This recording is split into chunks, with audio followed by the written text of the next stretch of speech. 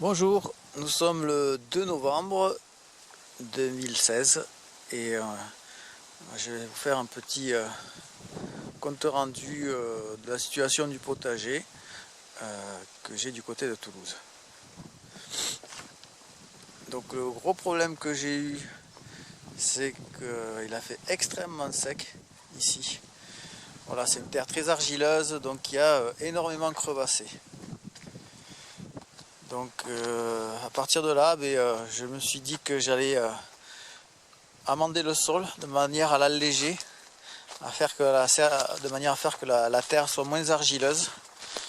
Et donc j'apporte une bonne épaisseur de compost, voilà, que je dépose directement sur le sol. Là, on peut voir la différence. Voilà, ici j'ai commencé à mettre le compost. Donc là, il doit y avoir 10-15 cm d'épaisseur. Voilà, que je vais recouvrir de paille, enfin de feuillage, de branchage. Voilà, faire une couverture végétale. J'ai déjà commencé ici, hein. Donc des feuilles de côté. Donc cette année, une récolte assez médiocre. Peu de choses ont vraiment tenu le coup. Bon, j'ai quand même fait quelques tomates. Mais après, au niveau de ce que j'ai planté, au niveau des blettes, par exemple, des salades, j'ai eu des problèmes au niveau des mulots et des râteaux-pieds. Donc par rapport à ce problème, j'ai installé un piège, voilà, qui consiste à enterrer un seau avec de l'eau. Voilà.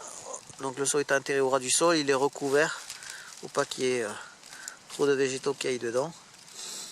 Et normalement, les rongeurs vont voir ce qu'il y a dans le seau et tombent dans l'eau. Donc ouais, jusqu'à présent ça a pas mal marché. J'ai pris voilà, une dizaine de campagnols en une quinzaine de jours. Et depuis un petit moment, pas grand chose. Donc le souci que j'ai aussi sur ce potager, c'est qu'il y a énormément de vent. Ça s'entend peut-être au micro là. Donc je suis en train d'expérimenter des barrières coupe-vent.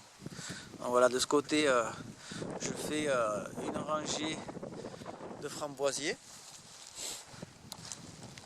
Et je pense qu'au-delà de la rangée, pour faire une séparation avec le champ, je vais faire une barrière en treillage avec des branchages. Voilà.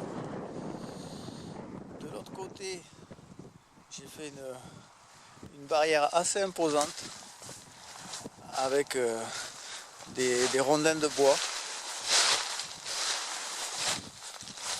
Voilà. Hop, avec un petit passage au milieu. Bon, c'est pas fini parce qu'il faut encore que je récupère du bois. Heureusement que j'en coupe. Hein. Voilà. Et bon, ça, je me dis quand même que ça risque de devenir un hébergement pour les escargots et peut-être les limaces aussi.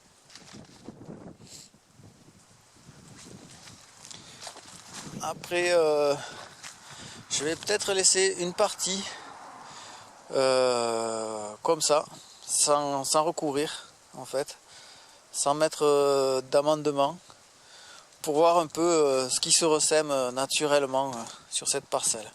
Donc voilà, c'est une parcelle où j'avais fait du semis à la volée, et il y avait surtout de la roquette qui avait prise, et quelques salades aussi.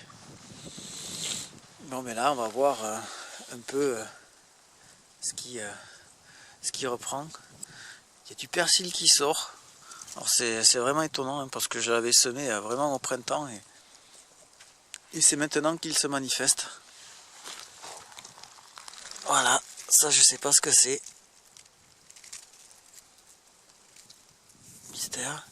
Je vais laisser développer pour voir. Hein. Alors il y a des petits choux qui apparaissent. Des salades aussi. Et après je pense qu'il va y avoir beaucoup de roquettes qui se ressèment très facilement. Donc voilà, c'est ici on peut voir la roquette. Voilà.